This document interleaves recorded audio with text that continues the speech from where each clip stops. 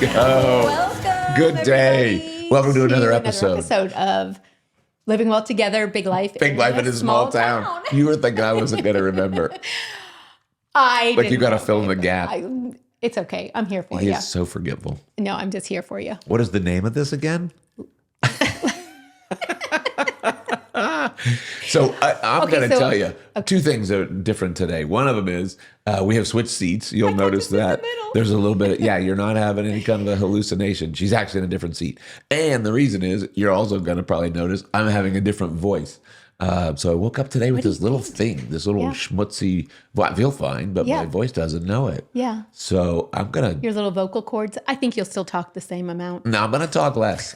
It's a challenge. It's going to be hard for you. I may be totally burnt out by the time we get. You might be, but you just Stephanie has just been such a special part of our lives, and I know you're going to want to interject all of the wonderfulness as that little you as have to possible. Share. Here's who's with us today. This is Stephanie Llacuna. I'm going to have her tell her story, but on the way over here, Terry and I were thinking about how did we first meet you? Can we just start with that story? Sure. Yeah. So we first met through our good friend, Stephanie Motter. That's what I thought. Because, so I've known Stephanie through other friends, and she was sharing about her amazing toxin-free makeup one day. And I was like, I need to know what it is you're wearing. And she said, well, you need to come to this event with me and meet my friend, Lisa McCoskey. So we were here at the Spine Center for one of our first crunchy things here back in 2018. So I wasn't sure if it was crunchy, if it was chiropractic, or if it was horses. It was crunchy. And then simultaneously, I met Grace through my barn. We boarded at the same barn. Yeah. And I remember seeing her. And then you posted pictures of her in Tamale. And I was like, I know her. So it was meant to be. It was Small town. Yes. Big life. Yes. It's what we love about the small town. Okay, now take us back to the beginning. Okay. Yeah. So your story. From my story. So, so my professional background goes really back to music. So I've always been a classical musician, among other things, but really through college, my primary instrument was the harp. For a long time, I played the cello, but really as I got in more demand on the harp, that was really where I was led. But I've always had a lot of interest. So it was one of those things where I was very much channeled into music. But what I ultimately knew I wanted to do was be a mom. Aww. And so shortly after college, I did get married, had 2 daughters. And then I found that I really missed music in a way, though, it was in a good way. It was the first time where it was like it wasn't a pressure or a stress. It was where I just, got to play music for the sake of music. But I did end up pursuing it professionally as a teacher and then in an orchestra setting. And I was also waiting tables at a little diner downtown called the Brunch Club. Oh, Brunch Club? Yeah, down in downtown Dayton. Yes. So I worked there classic. For about 5 years. And I got to a point one day where I was like, I realized I didn't care about people's pancakes anymore. There was a point, funny, Stephanie. There was a point where I was like, I could do this forever. I loved talking to people. I loved just the energy about it. I loved everyone I worked with. But there was a point where I was like, okay, I need to be doing more than this. And at that point, I started putting my feelers out. And one of my customers at the Brunch Club introduced me to Discover Classical, which was our local nonprofit classical radio station. And he said, they're looking for a development director. And I was thinking, I don't know what the heck that is, but that sounds really but I'm going to go for it. Good for you. Nothing holds you back. But he said they're looking for somebody who is not afraid to pick up the phone and make phone calls. And that can talk about music. Yeah. And can connect with donors. Right. And so I was like, well, I can try. I can do that. And so I was just so blessed to get an interview and really have an opportunity to go into a whole new profession and have somebody who, her name is Georgie Wessner, who believed in me and mentored me and really started my career in fundraising. So like wound my way to a couple other organizations, including Dayton Children's, where I worked there for 7 years in the foundation office. And really, I would say that's probably where I really developed my skills as a fundraiser. And you raised a bunch of money she raised a bunch of money for children's. Yeah. Like $7 million. $7 million over the course of What are that you doing time. next weekend? I got some calls I want you to I make. mean, it seriously takes a gift. We were talking about this. We have a friend whose mom was very involved in fundraising, and she was just gifted with it. She could connect the right people together and make it work. And you have that same gift. Well, thank you. And I think just having the right support and resources and of course the people that have that type of compassion, but it really for me stems from having that just that love of and care for what you're raising money for. And that's mission-mindedness, that right? key point. Yeah. So all of the things that we got to raise money for there were especially compelling because they were the things that helped really take the hospital from good to great, as I'd say, like starting a music therapy program, the whole On Our Sleeves campaign that you'll see billboards for. We were able to get that off the ground. So that is a mental health awareness campaign. Okay. So really trying to end the stigma and provide resources for families, parents, children, and teachers. So now it's just really fun being out of there a couple of years just to see how it's really taken off from there, and helping just be a small part in, things like building their new patient tower and things like that. So, but I also had an enormous, drive.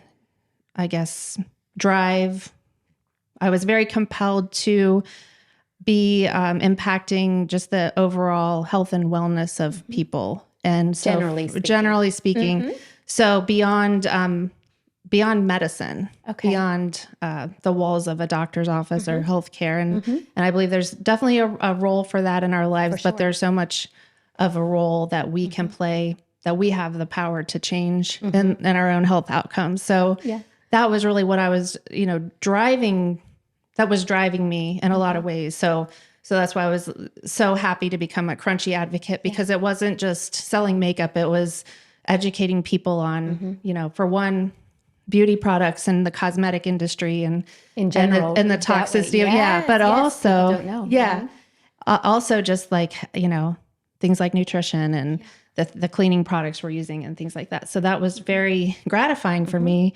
And I was finding myself in this position where, this is what I'm doing for a career, but I really trying to shift to, something that was really calling me.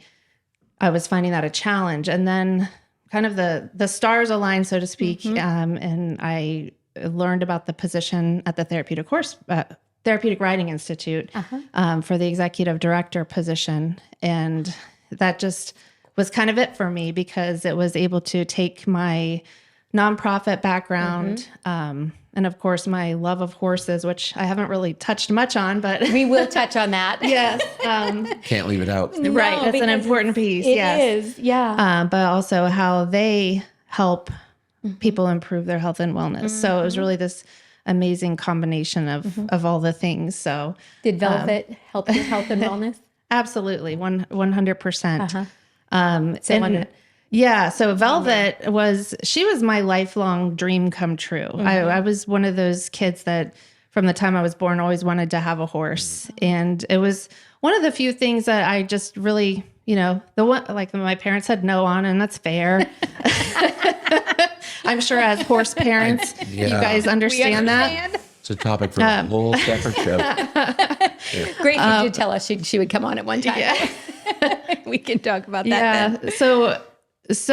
But I was very fortunate to get to take riding lessons and go to horse camp and all of that. So, and then later for some reason I decided to get my daughter into horseback riding, and she was about 13. Which daughter? Nenea. Okay. Yeah. They both tried it, and it stuck more with Nenea. Okay. And of course, after about 2 lessons, I had to get back into it. And, wait a minute. So you signed her up, but you weren't taking lessons correct, at the time. Yeah. And it was about, I think 1 or 2 lessons. I was like, okay, I can't not do this. So I started up again after like 20 years of not being on a horse. And was that Velvet? well, no, it was a different lesson horse, but eventually Velvet came into the picture as a lesson horse. Okay. And I just had this immediate connection with her. Yeah. We had, it was truly a empathic, telepathic sort of thing going on where I just loved her instantly. Yeah. And she had a lot of health challenges there. And then ultimately she was about to go home back to her owner because she had been, on trial in the lesson program. Okay.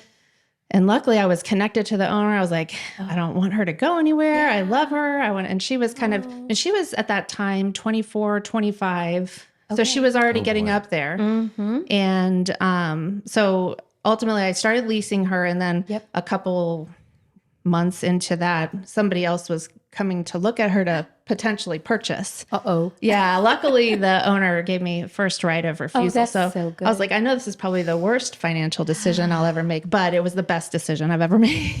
Yeah, for sure. So she was, like I said, she was my lifelong dream come true. And it was really interesting to go from the point where she was at the end of her career. She was an eventer and she's an off the track thoroughbred. And she was a lot more horse than I probably had the horsemanship and skills to manage in her prime, so to speak. But she was a great horse for me to like advance myself on. Yeah. And then as that time went on and it became more of her golden years and her last couple years were almost all working from the ground. In fact, working with Grace, some just on some natural horsemanship and that connection that you build from the ground and caring for them as elderly animals. And and sadly, I lost her last summer, so I'll try not to.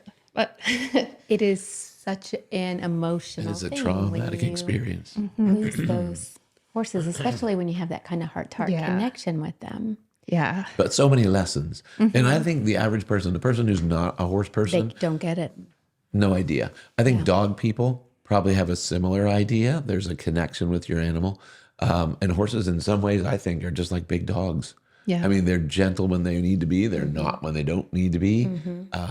Their mannerisms are very much the same, and the lessons they can teach and share are extraordinary. We've learned this with Grace. Yeah. Yeah. And I'm not a horse person. You're not really a horse person, but we have one in our house or in our world. Yeah. So we kind of get it. We understand. It's just so interesting the way the herd is when they lose a horse from the Absolutely. from the herd too, and just watching that. And there are so many lessons from when they're alive and also when they die. Yeah. It's very interesting, the whole process that they go through too. I almost think that they're better at it than humans. I think they are. And it's interesting that you bring that up. When we lost a horse at Tri recently, and when we were leading her out, to watch the herd and the way that they all lined up with their backs to us and they all just stared in the same direction in total stillness, none of them grazing. And they're always grazing. They're always grazing. But they knew. They knew it was her time. And it was like they were almost a ritualistic thing. It was one of the most incredible things I've ever witnessed. Yeah. Did they have the opportunity to say goodbye to the horse that died? Yeah, when we walked her through, and it was, that definitely helps when they. It does. Yeah. Yeah. And Grace was saying too that even if they can, they'll almost go up and give their last respects once they've died too. Yeah. And that's also just, wow. Yeah. Oh. Yeah, they're pretty amazing. They're pretty amazing. And they're very stoic in that moment. Yeah. But, they're just working through and processing too. Like they have to process death as well. Absolutely. And the fact that they're herd animals and that they're prey animals, and that's I would say like probably one of the biggest differences between them and dogs is that they are constantly looking to see if they're in danger. Right. And that's why they're really such great partners in the therapeutic process, especially like in a counseling setting. Right. Because they are always assessing to see if we're going to be a threat to them. So, we who are you and how do you fit into my world? Yeah. And why is your energy so nervous? And when we come, we have whatever we're bringing with us at all times. and they'll sense that, and they're going to decide whether they really want to participate with you or not. And if they don't, it's a really great opportunity. It's a nice way to say thanks, but no thanks. Well, or, okay, so what am I feeling, or what am I putting out there to the world that they're sensing? And what is that I'm bringing also to the people I'm interacting with? So a lot of the times our participants, they start with some type of grounding or mindfulness exercise. For the veterans, we call it the warrior meditation. They go out in the field with the horses turned out, and they literally meditate. It's fascinating to see them as they, become more centered and more present. The horses will start kind of weaving around them and interacting with them in a pretty incredible way, where they can kind of sense, or if they're having some type of emotional breakthrough, they'll start interacting is that differently. The therapy is that they're or are they actually riding? Is it they in the field, or are they actually on their backs? So we do both. Well, for veterans, our counseling programs, including our Warriors in Step with Horses program, which we call WISH, those are unmounted programs. Okay. And that's intentional, because the purpose is not to learn how to ride horses or to learn horsemanship. We do have the ability to do that. It's truly to really have a way to connect with each other, to process things. So for some people, that might be their first step towards a therapy, or it might be a complement to their therapy. But so the animal can kind of be a barometer for the person. Correct. That says this person is gaining ground and they're ready for the next breakthrough or the next opportunity, as opposed to all the animals are staying away from that guy for a reason. Right. And that's a great, we do have a licensed counselor, and we have an accredited equine specialist that's there to, make sure everybody's operating in a safe way. But the counselor is there. And we also, for the WISH program, we actually have a, what we call a peer recovery specialist, who is military designated to do this type of work, and to be that person who understands what it's like to be a veteran. So there's a team of, at least four people who are working with them and the horses to really identify, okay, what is happening here? What can we gain from that? And they end up gaining a safe space, for one, to process and to feel their feelings and to share their feelings if they choose to. That is so powerful, Stephanie. The Therapeutic Riding Institute. It used to be Center, and now it's Institute. No, or it's always been Institute? always been TRI or TRI. Yeah. Okay. I mean, we've just heard so many wonderful things about it. How did it get started? Like you said that they've celebrated 50th anniversary, right? Correct. But take us a little bit back further, like how it got started. So it did start in 1973. We did just celebrate our golden anniversary last year. So that was a big deal. It started with two amazing visionaries named Betty Lou Townley and Lyndon Moore. They were, I believe they were both healthcare practitioners of some sort, whether they were nurses.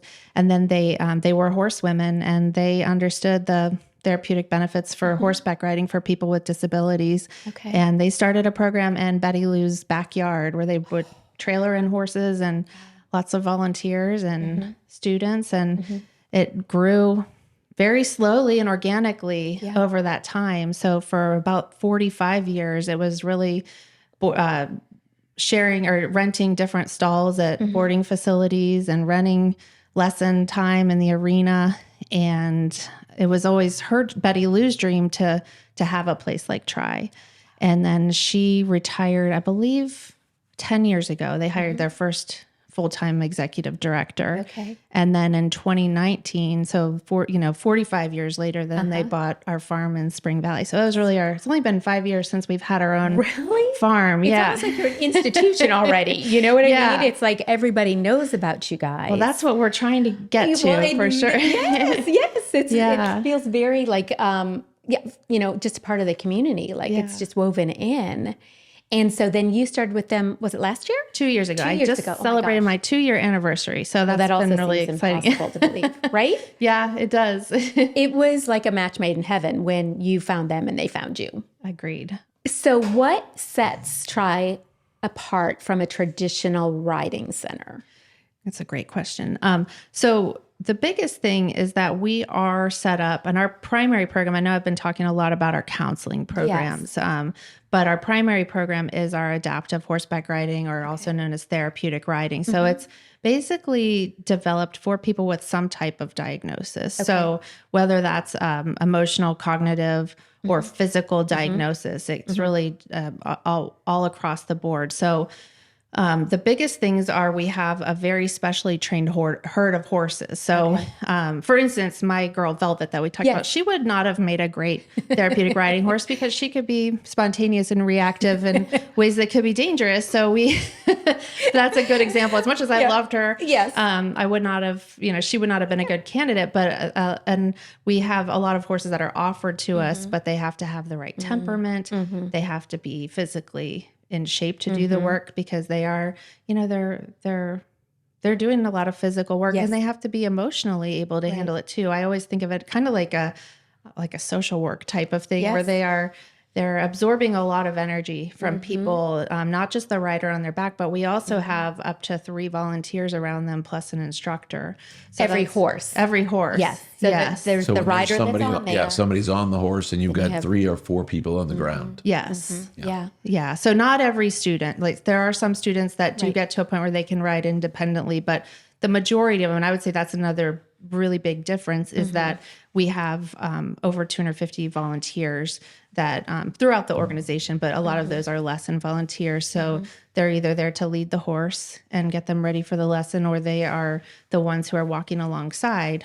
So they're either, for somebody, for instance, who is in a wheelchair or uses a walker and struggle with balance, they can be there to help support them if they need it. And some even will have a belt to kind of keep them held up. But a lot of times they're more there just to help guide with instructions. So if the instructor says, go up to the big happy face on the wall, take a ride, they'll be there to help them follow those instructions and make sure that they're as successful as possible.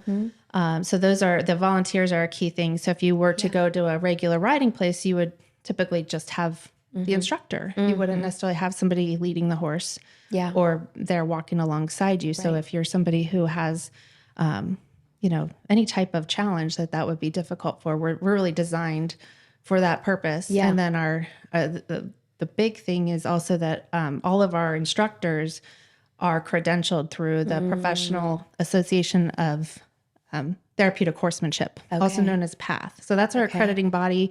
Tri was actually back in 1973. We were one of the first centers in the world to have what's now called PATH. It had a different name, which was NARA before. But to have accredited therapeutic riding instructors who not only have to be able to teach you how to ride a horse, but they have to be able to teach people from anything like, generalized anxiety or autism through cerebral palsy, spina bifida, things like that are. So your clients have to have a diagnosis, a medical diagnosis of some kind. Correct. And they're not there to learn horsemanship. They are there for the therapeutic benefits of the animal. In an environment that's designed to create a therapeutic outcome. I think a combination. So the technically we would say this is a recreational activity when you're talking about therapeutic riding or adaptive horseback riding, but it has a lot of benefits physically, emotionally, cognitively, so there's a lot of proven research out there. We don't make claims, so to speak, on things, but we know that there's a lot of benefits physically when it comes to your core strength, balance, coordination, your ability to communicate. We have students who are pretty much nonverbal, that sometimes after being on the horse they'll say their first words, because the movement of the horse is the most closely the most similar to the human walk. So especially for a student who has mobility challenges, being on the horse can stimulate things in our brain that walking and running and swimming and all those good things can do without having to be able to move ourselves. So that definitely covers some of the whys, like why would you do this? Right. It's, to improve all of these outcomes for the people. And a lot of it's even social. So like the families will know that, they have all of these things. We hear stories about scoliosis improving, the curvature of their spine, to the kids saying their first words. But But even things like we've had students who when they're not around their horses for a long period of time, they start self-harming. And so the emotional aspect of being there. We also hear that a lot of our students may not have friends at school, or they may have had their first birthday party with friends from Tri, the kids in their class, because that's like the one place they come where they aren't different. So and it's safe and yeah, they're accepted no matter what. exactly. Oh my gosh, that's so special. Yeah, we're really honored to be able to play this part and be, this community for not even just our students. I mean, it's a community for our volunteers. Sure. How many volunteers do you guys have? About 250 active volunteers throughout the year. Haley volunteered. Dang. Yes. Haley's there. Oh, I didn't know She that. helps in the barn. Yeah. Yeah. Oh, wow. On Fridays. So we're really that's lucky super to have fun. her Oh my out there. gosh. And yeah. And then how many instructors do you have? we have now 10 instructors. Wow. So That's amazing. We've really had to grow our instructor team because, we've grown our program so rapidly that we got to a point where we were just having a hard time having enough people available. What you wish for. 24/7, right? So in addition to the instructor, so we actually have put 4 instructors through the PATH credentialing in the past couple of years, and that's a really rigorous process. Oh, I bet. So they have to have so many number of teaching hours. Yeah. They have to, do a video test, and they have to take one of those big written tests, and it's a lot. And like I said, they have to know a lot about a lot of different medical things and how the horses can be beneficial and how to structure their lessons accordingly and make sure that everything's done safely. So in addition to our instructors all being certified, our entire center is what we call a premier accredited center, which is a really, it's a pretty big deal.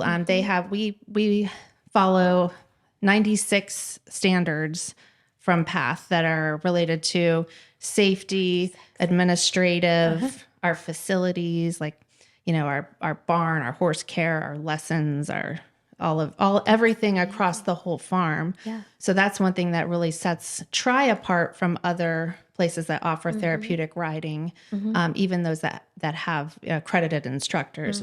Our whole, we have site visits, and we in 2023 we actually had our last site visit and we passed with 100% score. So we were Stephanie, we were so proud of that, and I'm so proud of my team, and particularly our program director, just because there was just so much that went into that visit, and just keeping everything to that level of safety and quality. We wouldn't be able to do it without our amazing team and all the volunteers. For sure. Do the horses come to you kind of already prepared for this, or do they have to also go through special credentialing or training? They don't have credentialing, but we do put them through a pretty rigorous, I don't know if that's the right word, but we have some pretty high standards. So I would say, we do get horses offered to us fairly frequently. I think a lot of people will think, oh, well, we can just donate, our old 3-legged blind horse. And as much as, we would love to take in every horse, we have to make sure that they're the right, physical fit, but also the right temperament. And even, so we have some that because we'll have our equine team will go out and they'll do things like wave hula hoops around and get on them and scream and have whatever types of outbursts, any way they can possibly try to stage things that are, something that could freak out a horse. Right. Like butterflies. Yeah. Well, and I'm thinking about, you'll see people with therapy dogs, not to keep comparing, but you'll see people training these dogs, and they've got to put them in different situations to see how they respond and react before they can be certified to do their job. Yeah, it's true. How many students do you guys have?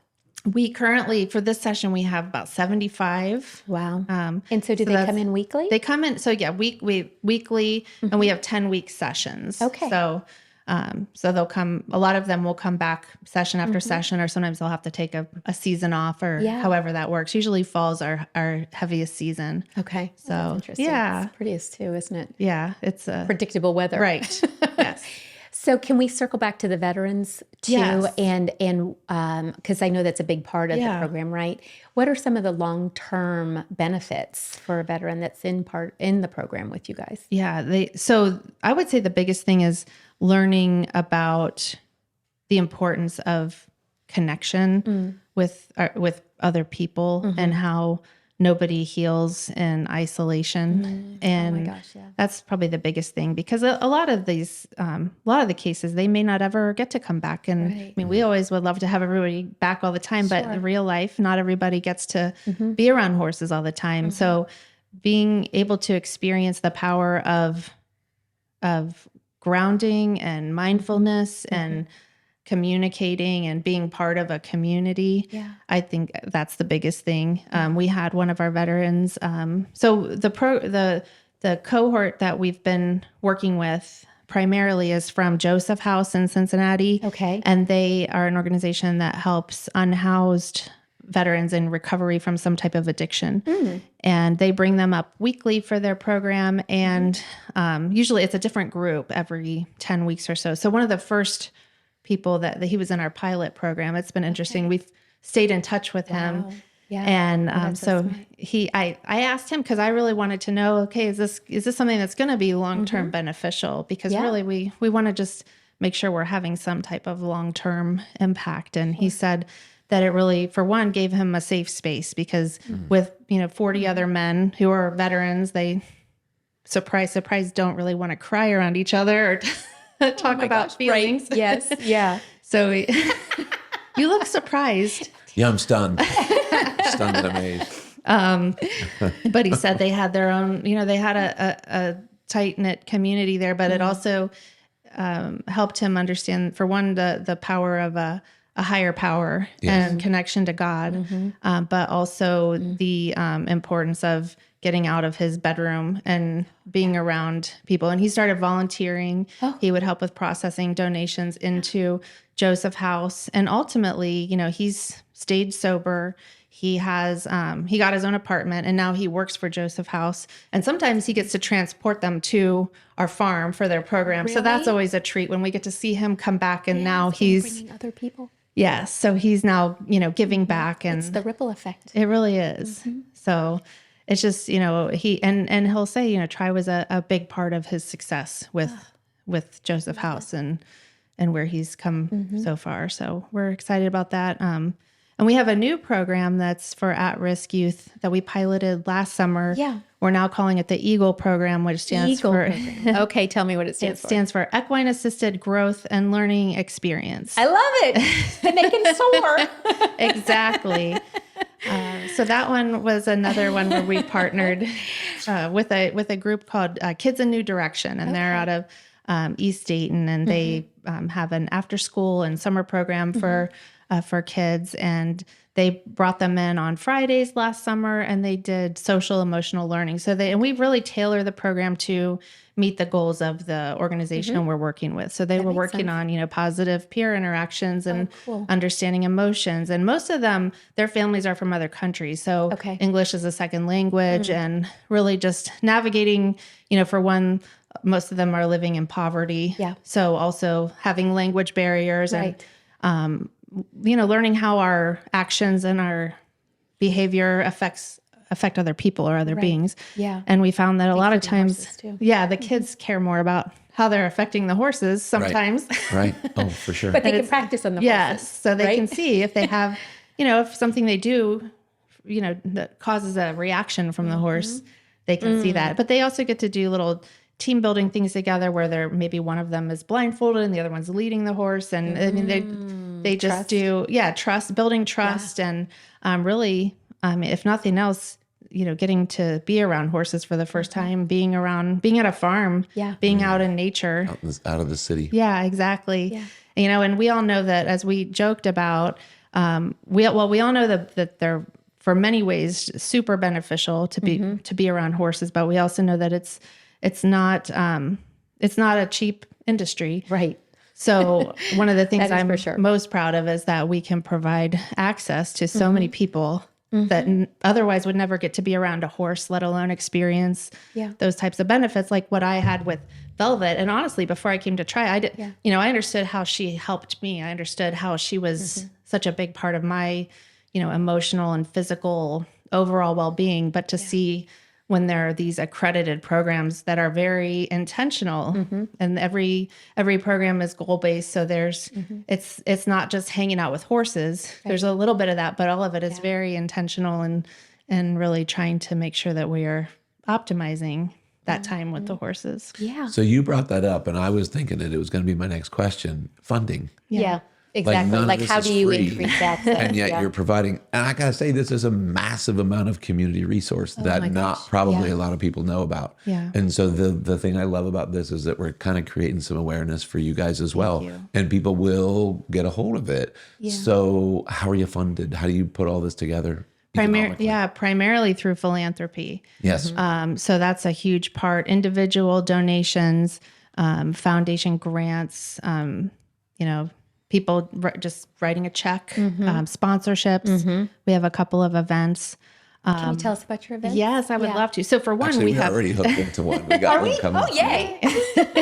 Surprise. So one that's coming up here on May 4th, I'm not sure when this will air, but on Derby Day, we will have our second annual Derby Fest. So that's from 11 to 2:30, and that's a family-friendly, free and open to the public event. It's actually, everything's designed to be sensory friendly. Okay. So if somebody has any type of sensory processing disorders, they can come and have a wonderful experience doing things like derby hat decorating. Yeah. We have a couple of cakewalks. We have horseshoes. We have stick horse races, horse smooch kissing I think I could even do that. Yeah.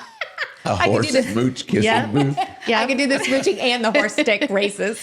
Yeah, so it's just a lot of fun. A great way to come out to the farm and bring the kids for something very free and just understand. So we'll have links, right? We can put links to all these things. We'll be able to have it out before May 4th, Graham. I think so. Yeah. She might have just got bumped up in the rotation. Well, thank you. Yeah. I love that. And then our big fundraising event is called Stetsons and Sterling. I've seen this. Yeah. So I hope that you guys can come because it's just such a fun and unique event. It's at our farm. Both of them are at our farm. And it's a Western chic theme. So you can, wear your favorite boots and hat. It's just it's a fun thing to get dressed up for. We have therapeutic riding lesson demos. We have a really amazing bluegrass band called the Dean Osborne Band that comes up from Kentucky, and it's just amazing, authentic music. Dinner? Yes, we have a dinner, a seated program. Okay, we have a live auction, and we actually have some interactive, unmounted program demos too. So people can get to participate and see how some of those programs work and get to, be around the horses. We have games and food, and it's just a lot a fun. So, oh my gosh. Well, the date, that'll be September 7th. Right. Okay. That's where we're connected. Because we can. Are we? What are we going to do? We may, is it a surprise? We may or may not have a table. That'll be wonderful. Yay! I can't wait. I love that. No, that'll be super fun. Yeah. Let's see. I feel like, babe, you hit that as far as how people can get involved and support. Well, and let's say I'm a multi-billionaire and I need a place to get some tax write-offs. Yeah. Am I donating to a 501c3? Yes, you are. So I have some advantage there as a billionaire. Absolutely. And if you are... I identify as a billionaire. I love that. I think, and for people who are, I believe it's 72 now, and you have to take a required minimum distribution from your IRA, please consider us for that too, because if you have that and please talk to your professional CPA. I'm not a... Right. I am not advising on I'm not giving advice. I'm just saying it's a wonderful way if you are philanthropic and you also have a required minimum distribution, you can have it transferred directly from your IRA to Try with no tax implications, no bump in tax bracket. Good. No. So benefits all those things. Everybody. Yes. So consider that. We have a lot of ways to give, but the sponsorship or just we can always use the investments. We do have a small registration cost for our therapeutic riding lesson program, but because of philanthropy, we're able to offset that from about $200 to $250 per hour to down to like under $50 per hour. So it's huge. That makes such a difference. And our goal is to, continue to raise more money so that we can offset even more costs. Yeah, that was one of the things that I was wondering is how do you see this field of equine therapy evolving Yeah. for the future, and what are your goals for yeah. So we the have, Institute? I think for one, to really increase our partnerships with other agencies that serve, whether that's at-risk youth or other people who are maybe, struggling in some way with their mental health or physical health. Really I think through partnerships is how we're going to see our biggest growth. So if you're involved with an organization that you think we could partner with, we would love that. If it's something where you'd want to bring people to us, of course, we want to continue to grow therapeutic riding, continue to grow our counseling programs. We have a program I haven't really talked about. It's called Taking the Reins, and that is just our equine assisted group counseling program. So it has a lot of the same elements as the veteran program and the Eagle program that I spoke about. So I think a lot of that is those unmounted programs, really just getting people to out to the farm to experience those types of things even more. And so the industry in itself has a lot of other types of programs. So some of that are very interesting that we don't necessarily do at this point. Not yet. But it's hard to say. Like there's hippotherapy, which is one that actually employs a licensed physical therapist, occupational therapist, or speech language pathologist. So the horse is the medium, so to speak, for the therapy. So that's a possibility someday is doing hippotherapy. It's very But similar it's not to with hippopotamuses. Correct. Yeah. Yes. I would need to know that if I was a viewer. Right. Yeah. So it's the Greek word for hippo. Hippo is horse. Okay. Or other way around. Hippo is Greek for horse. Okay. At least that's that is the what Latin. you said. Maybe it's Latin root, something like that. Just leave off the potamus. Yeah, there you go. You're good. Yeah. There's things like therapeutic driving where they actually have the carts and the horses pull the carts, and that's so very cool there's too. we haven't identified everything in the future, but we just try to think about what can we do now to make sure that we have possibilities as the needs of the community grow. So right now, there's just we are in a mental health pandemic, so to speak. Oh gosh, it's yeah. So Like I said, there are so many people who are going to get this message and just love it. yeah. It's very timely. It Very is timely. because there are a lot of Yeah. people that are suffering. A lot of people that are suffering, and I think this is incredible that you can bring it to the community. And you know what else I love, Stephanie? You're such an inspiration to your daughters. Like they see you doing these things for the community, and they're brilliant girls on their own, but they have you to lead them that's through so this nice. life. I appreciate that. Thank you. They To are. see them just being, just becoming brighter and brighter themselves. That's very kind. Thank you. They are definitely my inspiration, and yeah. Yeah, you guys are a nice family. It's a good team. It's a good team. That's right. Good team. Yeah. It was crazy household, but but we have fun. And how many animals do live at your home now? We're down to 2. Down to 2. Yeah, Okay. we have Roman is the new dog. Okay. Yeah.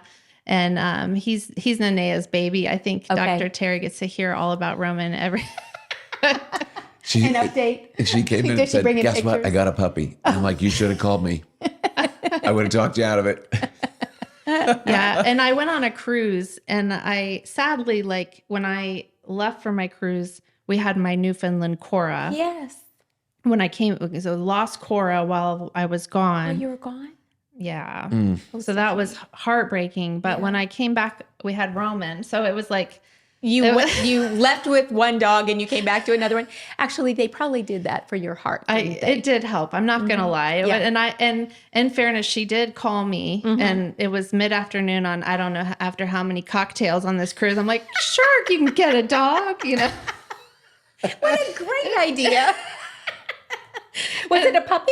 He's like a year old. So Okay, he's a all big. He's some type of shepherd mix. We don't know Okay. exactly what He's he is. pretty but from the he's- pictures that I've seen. He's just such a sweet boy. He's a handful at times, but he's It's because he's still a puppy. right? yeah. So she's Andy's doing a great boy. with him. Yeah.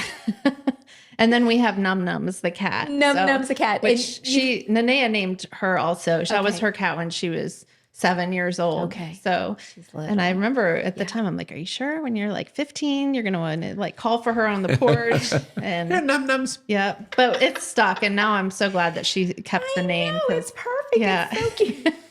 It's so cute. I think all pets should be named by a child. Yes, that's a great idea. You know? Yeah. Yeah. So Or cars. Or cars. Zazra. Oh yes, Noble named my car. Yeah. It is Zazra? is Zazra. That's fun. In a Tesla that you actually put in the name of it and it comes up and it okay. it knows it's That's a great name. yeah, I thought so too. Like Noble, I'm going with that. That is perfect. That's so fun. Do the girls both live at home? Yes. Okay. Yeah. So Naya is, she just passed her real estate She's license. a mogul. That kid's going to be a mogul. So she's Commercial working at real estate, which I think is brilliant, Nanea. Yeah. Yeah. So she's working for Howard Hanna on the David, Nia, Norris team. And then Jasmine, she's trilingual. So she's so brilliant. Thank you. Jasmine is brilliant. She's speaking Mandarin and Japanese, but she's working at 2 Chinese restaurants. One is North China in Centerville, and then the other one is Kung Fu Noodle in Kettering. So it's been great for her because she's, she prefers to speak to people in other languages. Right. So it's fun seeing her because I'm like, it's speaking in English. She's just so shy, or just, unless it's an interesting conversation, but she's there as the one server and the host and just, just busting off a little Mandarin. Yeah. I mean, that's supposed to be the hardest language to learn, right? Yeah, and that's like what she does for fun. That's how brilliant Stephanie is, though. I mean, she's like, I can't take credit credit from for you, that. so you do get some credit. You know that, right? It's like I made I'll you. take what I can, I guess, but I just try to encourage her, and yeah. So I'm very proud. Yeah. But you should be. You should be. you. They're beautiful girls, and they're doing great things. Thank you in the so world much. Too. Yeah. Anything else that you'd like to add about the Therapeutic Riding Institute? The only thing I think that I will touch back on is we were talking about the horses, because I want to just emphasize too, so when they come, so I was saying how they, we will go out and try and check them out offsite wherever they live. Yeah. And then if they pass that, they'll come to try, and they'll have 90 days to kind of meet a series of check marks, so to speak. So they have a 30-day, a 60-day, and a 90-day evaluation. Okay. They can go through that faster, but those are like the times where they have to meet these milestones. So we've had situations where the horse might come and they'll be there for 30 days and we'll know they're not okay. But we've also had situations where they'll get right up to that point where they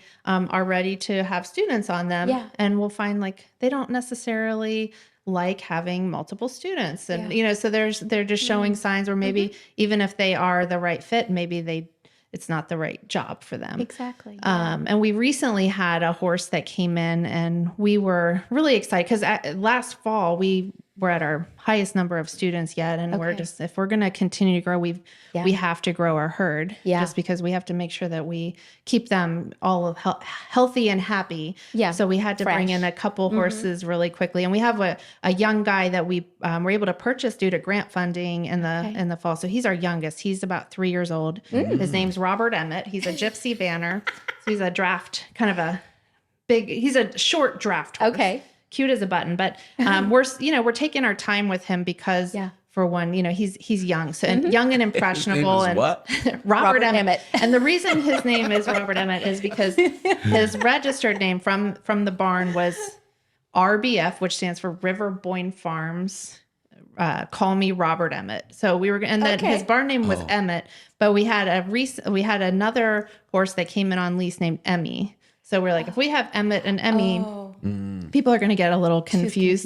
Yeah. So now the horses might get confused. Yeah. Too. So we get it's fun because he has several different names. People call him combinations of Robert and Emmett and Bob and all kinds of things. So he's a hoot. But so he's going through his training's a little more slow and intentional because he's 3 as opposed to the majority of our herd who are more like late teens and 20s, because a lot of times that's where they get that calmer disposition when they're older. Yeah, they've gotten past those like teenage years. Right. Too. Yeah. Right. And less spunky. But it sounds like you put them through a very thorough vetting process. We do. So they'll meet these milestones. We recently had, we brought in one horse right away, and he was practically able to go right in. He met all his milestones and kind of has gone really beautifully into the program. And another horse we were actually offered for a small purchase fee, and we had a donor who was ready to purchase him for us. So that was a really great situation. Wow. And it seemed like he would also be one we could move through really quickly so we could get him in as soon as possible.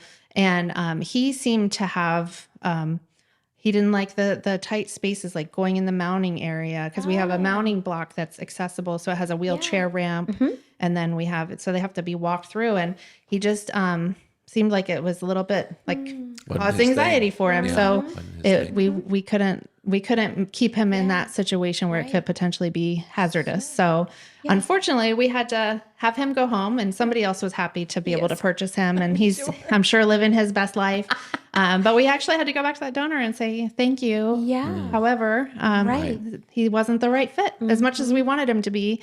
So sometimes we have to, can't force we have to make sure it's the right fit. And sometimes it's a matter of what are we looking for in our herd at that moment. So if it's size wise or if it's a certain type of gait. So is it a smoother gait? Based on the students that you know that you have at that time. Yeah. So for instance, one of the horses we just lost, her name is Perfect, and she was a gaited horse, which meant she was very smooth. Yeah. She was wonderful for students who had like severe anxiety because she just had a really, that smooth. Bouncy. Yeah. And then for some students, that bounce is really important because it can keep them more focused, or it can, if they need more stimulation in their, cognitively, that horse. So help with the crossover in the brain? Okay. It does. So that's where a lot of that goes into play too, depending on their diagnosis or their needs or their goals for the program. Our program director will determine which horse is going to be the best fit. So it's not just about their size, but sometimes it's about, what is their diagnosis and which horse is going to help meet those goals for them. So a lot of times with horse selection, to think about, Stephanie. Oh my gosh. It's not just plug and play. No. So, so if we're growing programs, sometimes we might have people that we have to put on a wait list, even if we have a spot that's open, just because they may not be the right fit in that particular spot. So it's a lot that goes on. Oh my gosh. And you just oversee the whole thing. Yeah. Well, I think that's probably the easiest part, maybe. Well, it sounds like you have an excellent team there. We do. People that you can trust and count on. Right. So everybody doing their jobs. Absolutely. People are everyone I work with is super passionate about what we do and committed to what we do. All of us love horses. Yeah. All of us love helping people. I'm the only one who's actually not an instructor. So it's really neat to see everyone wearing multiple hats and really have a thorough understanding of the programs inside and out. So, so even though a lot of their roles on my full-time team are more administrative, they're also out there in, boots helping on the ground. Yep. Yeah. Yeah. So they get it. I just love it. Thank you so much for sharing Thanks for all this this information. And I hope our viewers connect with this and they can attend some of the fundraisers. Thank you. Are there any tours that you guys do out there, or yes, so they can come out and visit if absolutely. they want? Okay. So I would love to. I love giving tours. Okay. Feel free to contact me and come out, and anybody who would like to. That's definitely would love to show people around, and ideally when there's a lesson happening, because then it's just to be able to see our students riding and the whole team and everything that goes into the therapeutic riding lessons is really incredible. So can I share one more little thing? Yes. Or it's a big thing, but so we're really excited because we were selected as a finalist for the Better Business Bureau Torch Award for ethics in the nonprofit category. Oh my gosh. So we need votes. Do you need votes? How do we vote? Well, I don't think we vote. I think they're just judges. So we had to go. It was a pretty big application. So it's bribery. Well, being for ethics, I cannot condone that, but So it's Better Business Bureau Ethics Award? It's called the Torch Award for Ethics. Okay. And so that's a pretty big deal. It was a pretty robust application. Yeah. I don't know. We still don't know who nominated us. Someone nominated us, and then we had to do an application, and we did a site visit, which was actually last week, where the day of all those tornado threats. Last Tuesday. So we canceled this because of that. Yeah. Yeah. So, but all of that went really well, and it was really fun to be thinking of everything we do and under the lens of ethics and and integrity, and because our tour was completely different than what we would normally give, just because so it was interesting. But so thanks for letting me share. That's very impressive. Thank you. I mean, the whole thing sounds so impressive. I'm glad we're connected to you. I'm glad I'm connected to you. You guys are very important parts of my life. So thank you. We're so glad you're We're here. blessed by it as well. Okay, babe, with your did you call it a berry white? Okay, go ahead and do your subscriber. We're gonna button wrap thing. it up. If you like what you're hearing, go ahead and hit that subscribe button. And like and share. Sorry. Yeah. There you go. Graham, thanks for helping us out today. Yes. We Thank you, appreciate Graham. you. Thank He you, tolerates us Stephanie. pretty Thank you well. so much. Yeah. See you next time. Bye, guys. Bye.